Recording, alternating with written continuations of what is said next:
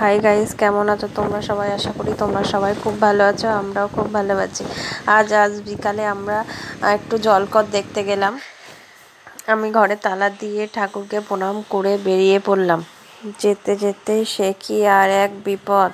গাড়ির tyre puncture হয়ে গেল, যে এখন বাইকটা ঠিক করানো চলছে। আমার ছেলে তো এদিকে ওইদিকে তাকিয়ে তাকিয়ে দেখছে।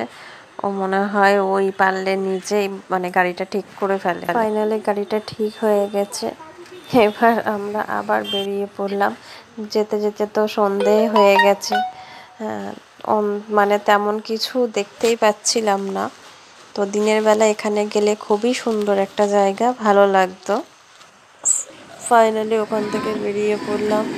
আস্তে আস্তে আবার তো দাঁড়াতে হলো, কারণ এখানে গেট পড়ে গেছে।